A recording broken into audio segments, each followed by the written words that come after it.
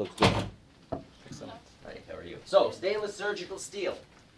All right, please understand that there is no such thing as stainless steel. It doesn't exist. Even though we say that the instruments are made out of stainless surgical steel, there is no such thing as stainless surgical steel.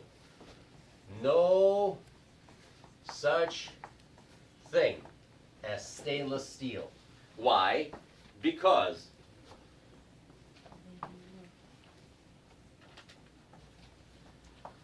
all steel stains and rusts. The question is, when?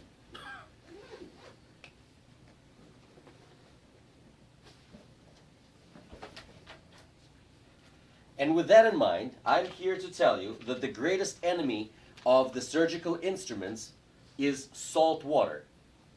So, number one enemy of surgical instruments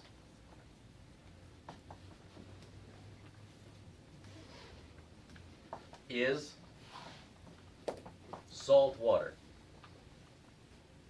In medicine, we call this saline.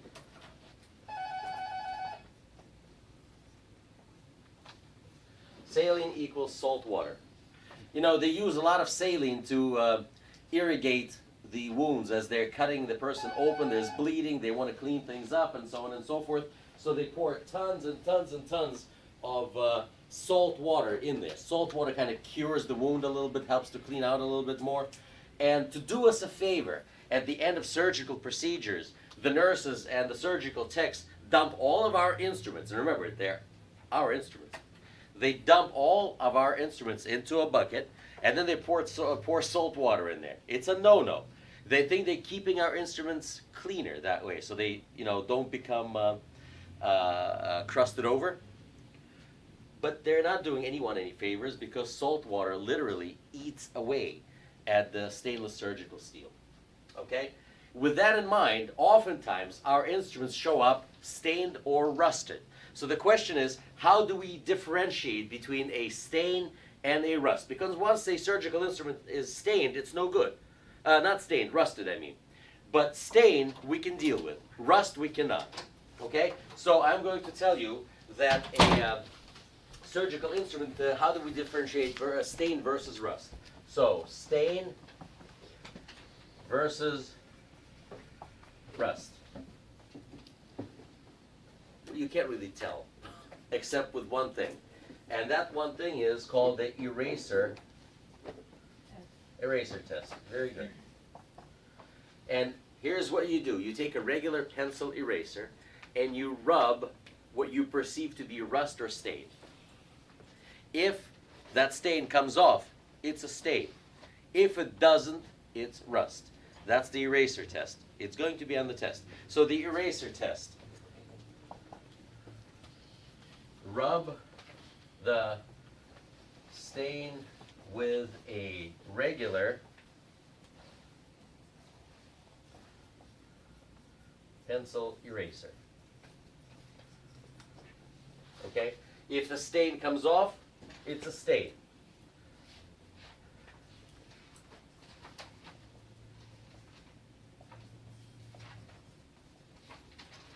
If does not,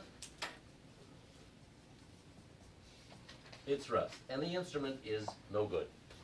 And that's it. Replace right away and you're all set.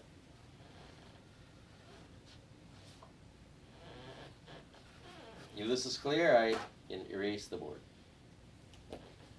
Makes sense, right? Not complicated.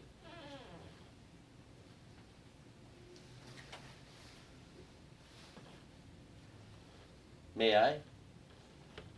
Not yet? Okay. I'm fine with that.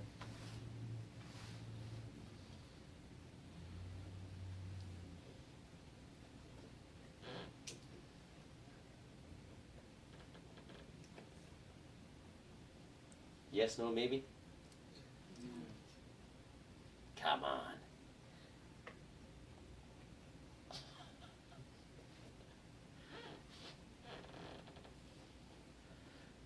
I'll post this on YouTube shortly.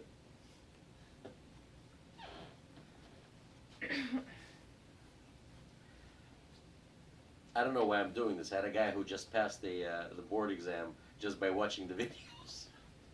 Shooting myself in the foot. All set? All right.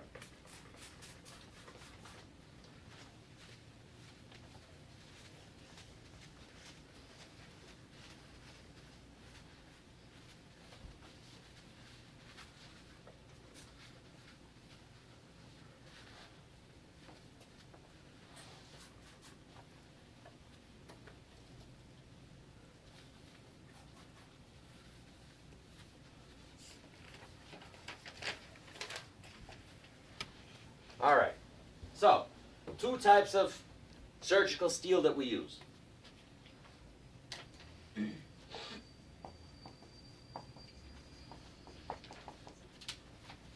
No. Martensic, even though sometimes it's called martensitic, and austenitic. So 2 types of surgical stainless steel that we have. Martensic and austenitic. Martensic is also known as 400 series. And austenitic is called 300 series.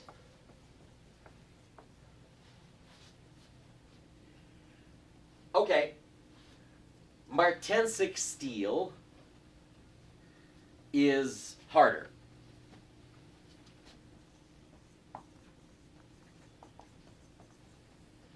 And is used on instruments that cut and clamp.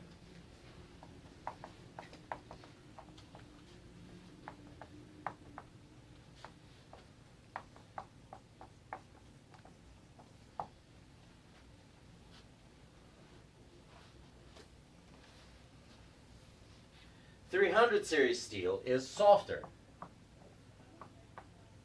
and is used on instruments that primarily retract.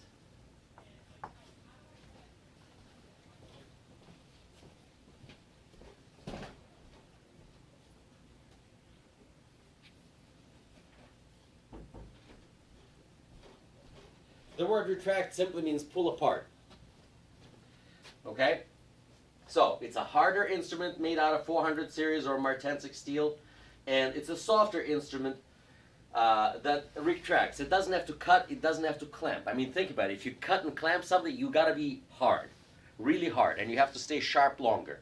So, you can also say that these instruments stay sharp longer. Scalpels, clamps, okay? Any kind of blade, any kind of a thing that slams something, chisels, okay?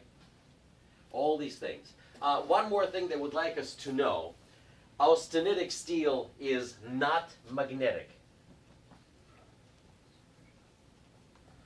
and is more rust and stain resistant.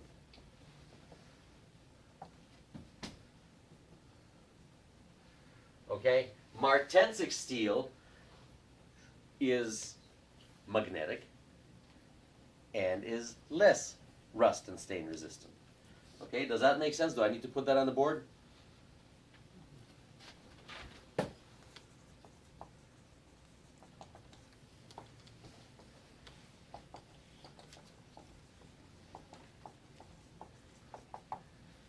Now, here's one word that I have to put on the board. Passivation. Passivation, before you write anything down, is, I'm just going to tell you and then I'll write it down, is a manufacturing step that makes steel more stain resistant and more rust resistant. So remember, passivation is a manufacturing step that makes instruments more stain and rust resistant. Passivation, a manufacturing step that makes instruments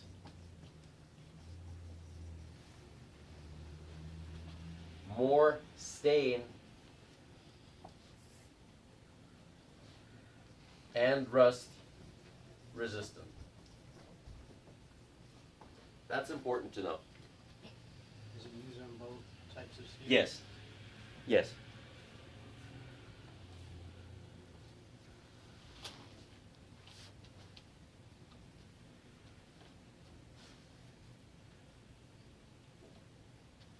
So far, so good, right? Just some terms and nothing else for us to really worry about.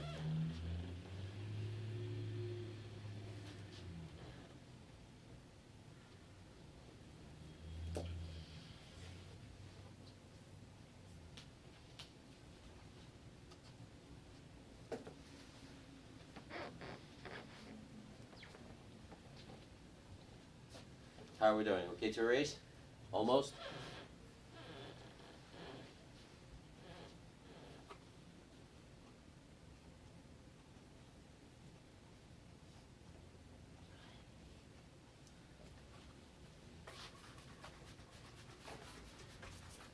God, I hope I don't run out of this magic spray.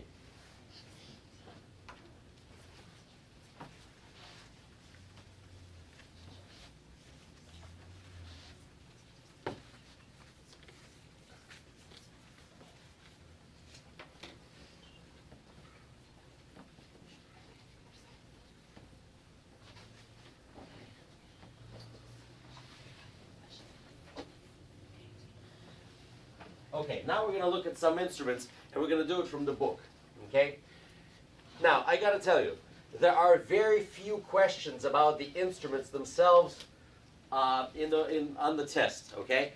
But there are some. Certainly, the stuff that I just covered on the board will be on the national exam in its entirety. Okay? In the meantime, if we start looking at the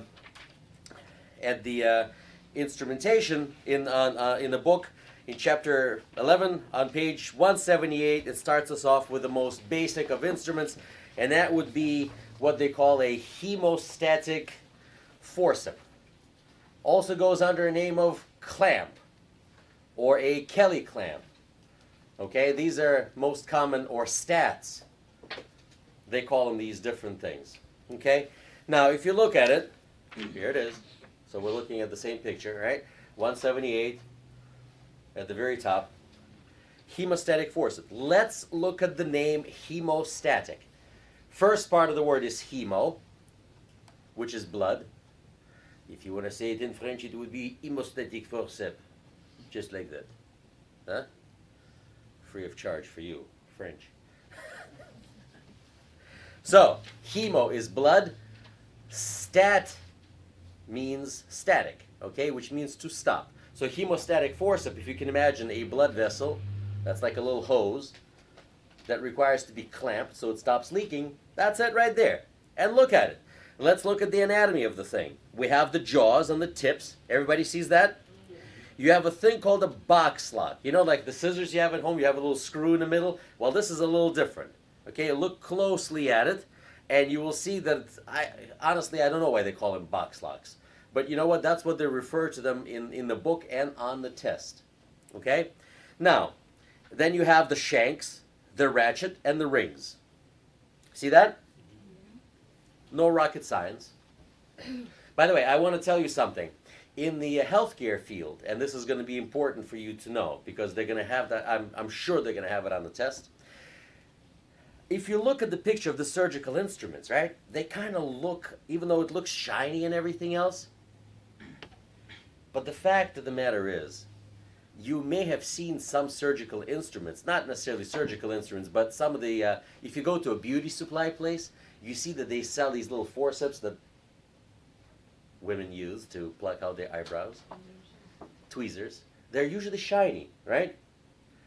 Where are these things mostly made, do you know? Well, yes, but the answer in this particular case would be no, because the vast majority of them are made are made in Pakistan. Pakistan is the largest manufacturer of secondary surgical instruments, including forceps used for plucking out eyebrows. By the way, you guys know what the official term for plucking out eyebrows and applying makeup is? Farting. What? Not farting. Farding. F-A-R-D-I-N-G. Yes, lots of women are engaged in farting while they're driving. And if you say it fast enough, it sounds odd. But farting actually means applying makeup. Okay, in any case, I don't know how they come up with these words. You know, linguistics is an amazing field. I love it. I wish I was a linguist and a historian, but alas, it doesn't pay bills. In any event, so the reason I'm telling you is that some of these really inexpensive instruments are shiny. I know they look pretty, but in surgery, shiny equals cheap, bad, and made in Pakistan. Even though some of their new instruments are really good, and they cost a fraction of what the German and some of the American instruments are costing. If you see an instrument made in Pakistan in a hospital, it's like showing garlic to a vampire. You give it to a surgeon, they will certainly throw it at you. And they will hit you too. Them guys are pretty good. All right, so if you see something that says Pakistan in a hospital, hide it. Throw it out. Okay, so shiny equals Pakistan equals bad. You got that? Don't ask me why, it's on the test. All right? Okay, so I want you to show you, look at this matte finish. Kind of like shiny, yet not so much. This is good stuff. All right, you see it in the picture? Okay, very nice.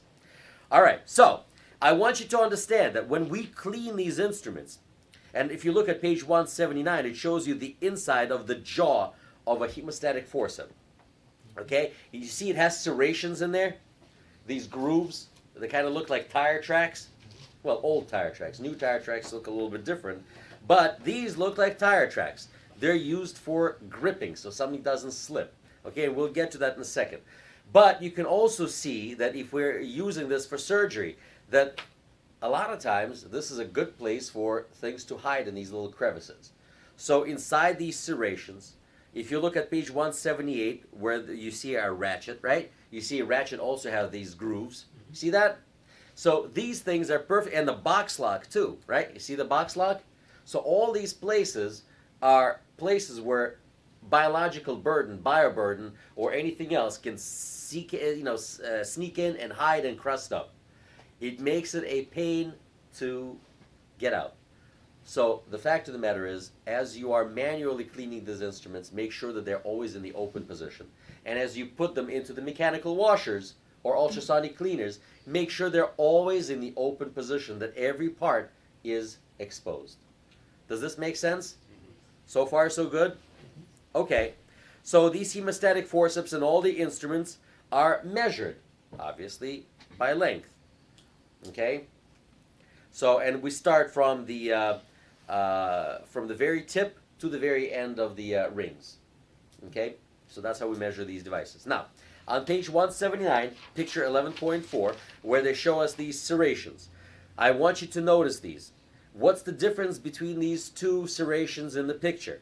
Well, one of them goes part way along the jaw, and the other one goes all the way down on the jaw. You see that? Well, notice one that says Kelly serrations, and the other ones are called Cryle serrations. So one thing that I want you to remember for the purpose of the examination, every time you see the word Cryle next to a serration, that means that it goes all the way down the jaw. So Cryle means goes all the way down the jaw. See that? You don't need to know the names of these different forceps. Hartmann mosquito forceps, 3.5 inches, in size, or 5 inches in size. They don't ask you these questions on the exam. Don't bother. Turn the page, please. Now, once you turn to page 180, you see something interesting. We have a section called needle holder. Needle holder, in the essence, is nothing more than a hemostatic forceps, except just a little bit different. First thing that's kind of striking on this page is that you may notice that these instruments have golden rings. Many instruments that cut and clamp have golden rings or golden handle. So I'm going to put this on the board because it's important. Golden ring. First of all, it's real gold, but not solid. Otherwise, it would be worth a lot of money. It's, you know, electroplated. So you couldn't scratch anything off. Don't even try. Believe me, I tried. There's not enough. So golden rings equal tungsten carbide tips. Tungsten